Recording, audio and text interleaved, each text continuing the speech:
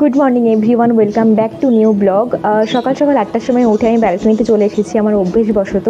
আমি আশা করে এসেছিলাম কি গিয়ে হয়তো দেখবো আকাশটা কালো হয়ে মেঘ করে আছে আর ঝমঝমিয়ে বৃষ্টি হচ্ছে, কিন্তু সেরকম কিছু যদিও হচ্ছে না।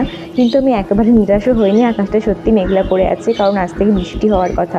আর তোমরা তো সবাই জানোই কি কলকাতাতে এই বছর যা গরম পড়েছে, প্রত্যেক দিনই মনে হয় একটু করে বৃষ্টি হলে ভালো হয়। আমি সকাল সকাল ব্যালকনিতে দাঁড়িয়ে এইভাবে ঘামছি।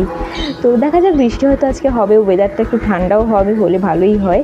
তো এখন আমি যাচ্ছি একটু ওয়ার্কআউট করব। ওয়ার্কআউট করার পরে আমি ব্রেকফাস্টটা করব। তো ওয়ার্কআউট করার পর তোমাদের দেখাচ্ছি কি আমি ব্রেকফাস্টটা আজকে কী খাবো। তো আমার ওয়ার্কআউট করা হয়ে গেছে, এবারে আমি একটু খাবো আমার মর্নিং ড্রিঙ্কস। হালকা গরম জলে একটু অ্যাপেল সাইডার ভিনেগার। এটা বিভিন্নজন বিভিন্ন রকম নেয়, কেউ গরম জলে লেবু আর হানি দিয়ে নেয়, কেউ গ্রিন টি খায়, কেউ মৌরি ভেজানো জল, জোয়ান ভেজানো জল বা জিরে ভেজানো জল, বিভিন্নজন বিভিন্ন রকম নেয়। তো আমি আজকে এটাই খাচ্ছি। যদিও অ্যাপেল সাইডার ভিনেগারের টেস্ট আমার খুব একটা ভালো লাগে না, কিন্তু যেহেতু কিনে ফেলেছিলাম তো শেষ তো করতেই হবে, টাকার জিনিস নষ্ট করা যাবে না। তো এখন আমি এটাই খাচ্ছি। এটা শেষ হওয়ার পরে আমি লেবু জলটা কন্টিনিউ করবো।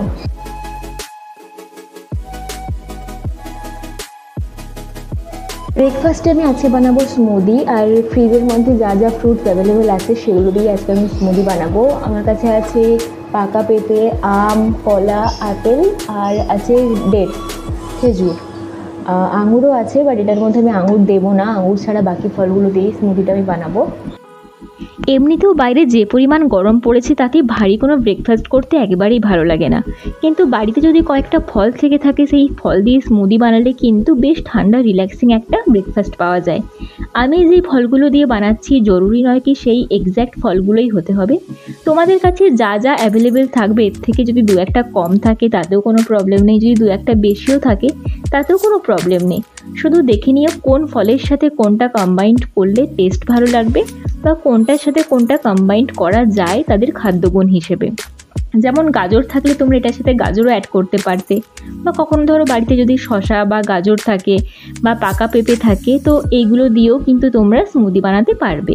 তো তোমরা সেটা তোমাদের মতো দেখে নিও কি কোনটা তোমাদের কাছে অ্যাভেলেবেল আছে। আর যেমন আমার কাছে আঙুর ছিল, কিন্তু আমার মনে হলো আঙুরটা এর সাথে অ্যাড করাটা ঠিক নয়, তাই জন্য আমি অ্যাড করলাম না। বাকি আমি যখন যখন স্মুদি বানাবো তখন আমি তোমাদের সাথে অবশ্যই রেসিপিগুলো শেয়ার করব। এখন আমি সমস্ত ফলগুলোকে ছোট ছোট করে কেটে নিচ্ছি, কিন্তু খুব একটা ছোট না করলেও চলবে যেহেতু এটা ব্লেন্ড হবে। এরপর আমি সমস্ত কাটা ফলগুলোকে ব্লেন্ডারের মধ্যে দিয়ে 1 চামচ টক দই দিয়ে দিলাম। তারপর ভালো করে ব্লেন্ড করে নিলাম। আমার হেলদি অ্যান্ড টেস্টি স্মুদি একদম রেডি হয়ে গেছে। আমি লাঞ্চের সাথে একটু স্যালাডও নিয়ে যাব, আর যেহেতু আমি প্রত্যেক দিন সন্ধেবেলায় কিছু না কিছু টিফিন খাই তাই আমি সেই টিফিনটা বাড়ি থেকেই ক্যারি করি। তো আজকে আমি নিয়ে যাব চিকেন স্যান্ডউইচ, তাই একেবারে স্যালাড আর স্যান্ডউইচের জন্য শসা, টমেটো আর গাজরটা একসাথেই কাটছি। প্রথমে শসাটা একটু মোটা করে কাটছি, যেটা আমি স্যালাডের জন্য নিয়ে যাব, আর তারপর আমি একটু পাতলা পাতলা করে শসাটা কাটবো যেটা আমি স্যান্ডউইচ বানাবো। স্যান্ডউইচের জন্য আমি বোনলেস চিকেনটাকে ছোট ছোট করে কেটে আগের দিন রাতেই নুন, হলুদ, লেবু রস আর একটু টক দই আর কয়েকটা গুঁড়ো মশলা দিয়ে ম্যারিনেট করে ফ্রিজে রেখে দিয়েছিলাম। আর সকালে উঠে সেই চিকেনটাকে আমি হালকা তেলে ভালোভাবে একটু ফ্রাই করে নিয়েছি।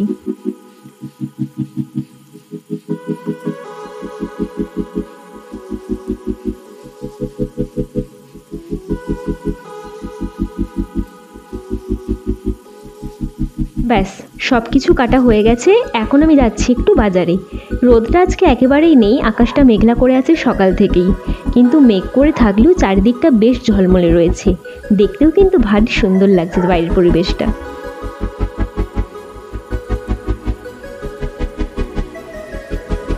চলে এসেছি বাজার থেকে, এবার স্যান্ডউইচটা বানাবো। ব্রেডগুলোতে ভালো করে একটু বাটার লাগিয়ে নিচ্ছি। বাটারটা আমি একটু বেশি করেই লাগাচ্ছি কারণ বাটার আমার খুবই পছন্দ। তারপরে বাটার লাগানো হয়ে যাওয়ার পরে ব্রেডগুলোকে রেখে তার উপরে চিকেনগুলোকে ভালো করে সাজিয়ে নিচ্ছি।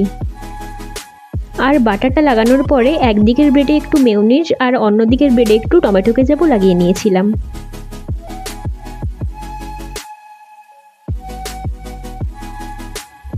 এরপরে চিজ যেটা ছিল আমার কাছে, চিজের স্লাইসটাকে আমি আরেকটু ছোট ছোট করে কেটে নিয়েছিলাম, তো সেটাই আমি তার উপরে সাজিয়ে দিচ্ছি।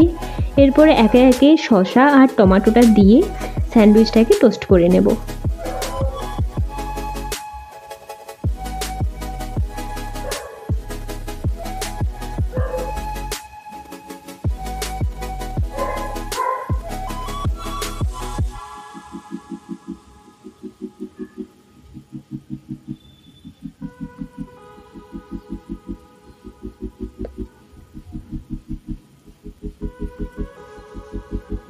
ব্যাস, এটা টোস্ট করে নিলেই আমার সন্ধ্যেবেলার টিফিনটাও রেডি।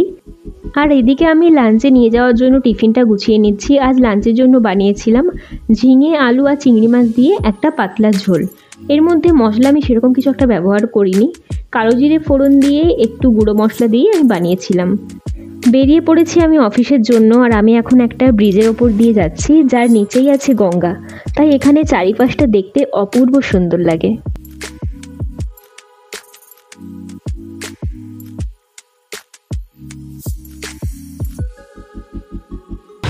এখন আমি অফিস থেকে বাড়ি ফিরছি, আর এটা আমার পাড়ারই গলি।